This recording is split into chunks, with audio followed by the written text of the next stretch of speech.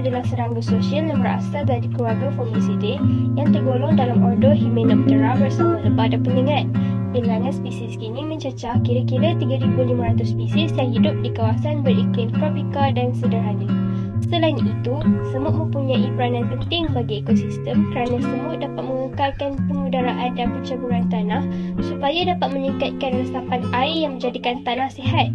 Semut juga merupakan pemangsa utama beberapa haiwan invertebrata kecil dan juga tumbuhan. Semut merupakan salah satu haiwan kecil yang sering dijumpai di pelbagai tempat. Dalam Al-Quran, semut diceritakan tentang Nabi Sulaiman AS dan tenteranya yang akan mendekati sarang mereka. Salah satu semut dalam kumpulan itu memberi amaran kepada kawanannya supaya segera kembali ke sarangnya agar tidak dipijak oleh tentera Nabi Sulaiman AS. Semut berkomunikasi secara kimia dengan memberi penggera atau amaran kepada kumpulan supaya pertukaran maklumat berlaku dengan cepat. Bahan kimia dengan tahap yang berbeza dilepaskan daripada kelenjar semut bergantung kepada keadaan yang dihadapi.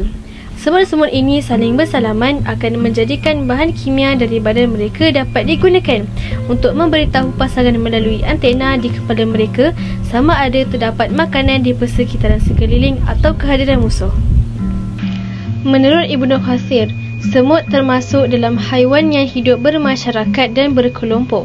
Haiwan ini mempunyai keunikan, iaitu mempunyai diri yang tajam dan mempunyai sikap yang sangat berhati-hati, serta mempunyai etika kerja yang sangat tinggi.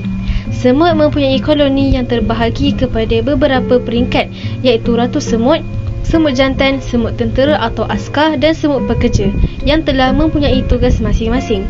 Peringkat pertama ialah ratu dan lelaki, di mana ratu bersemut bertanggungjawab membiak dan lelaki bertanggungjawab mengahwini ratu yang kemudiannya selepas melakukan tugasnya akan mati.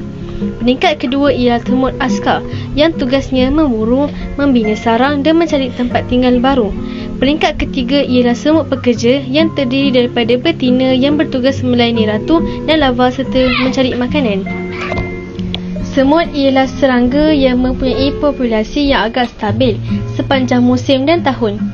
Jumlahnya yang besar dan stabil menjadikan semut sebagai salah satu koloni serangga yang memainkan peranan penting dalam ekosistem kerana banyaknya fungsi penting dan interaksi kompleks dengan ekosistem yang mereka diami.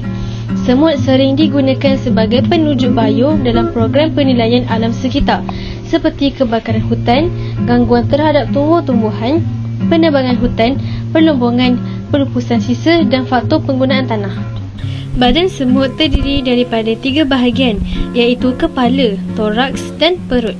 Kepala semut dilengkapi dengan organ diri yang mempunyai ciri berupa antena dan mata majemuk yang terdiri daripada kumpulan lensa mata yang lebih kecil sehingga dapat mengesan pergerakan dengan baik.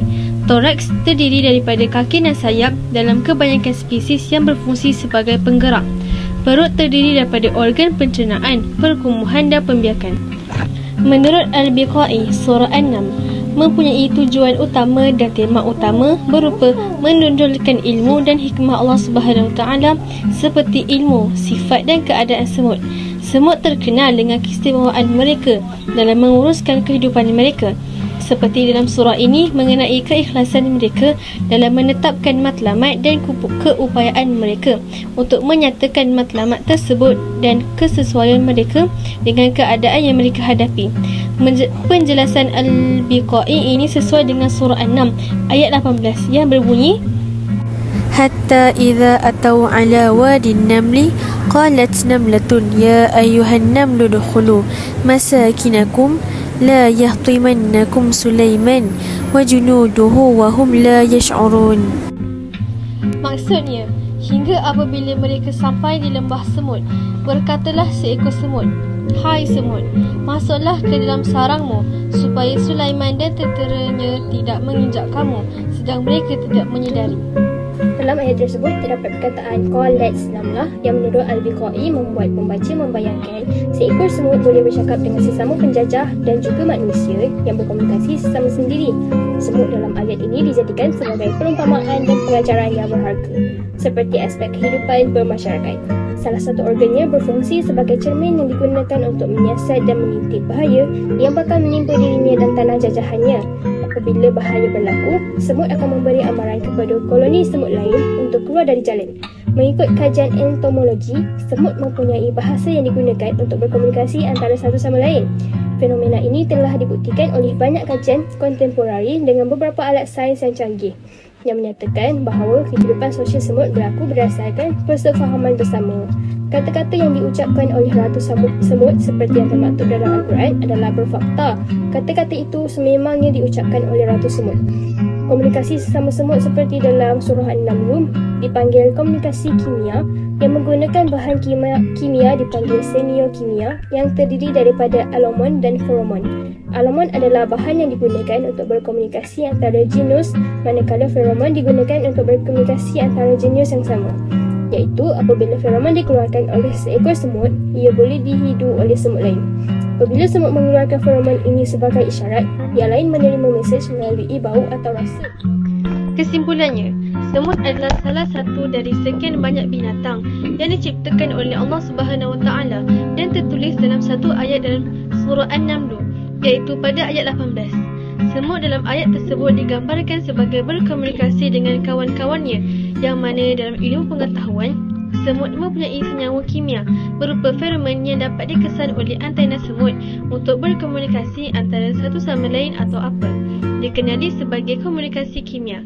Selain itu, semut mempunyai sifat sosial yang tinggi, iaitu sistem diraja yang tersusun rapi kerana mereka akan menjalankan tugas mengikut tanggungjawab masing-masing.